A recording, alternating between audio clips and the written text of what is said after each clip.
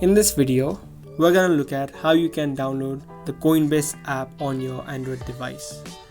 It is a quick and easy process, so let's get straight into it. Firstly, open up the Play Store app. Then in the search bar, type in Coinbase. As soon as you do that, you can see the app of Coinbase. Now to download it, click on the install button. As soon as you do that, the Coinbase app will start to download on your device.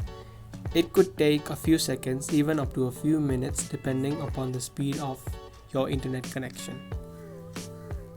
After the app has been installed on your device, you can tap on the open button.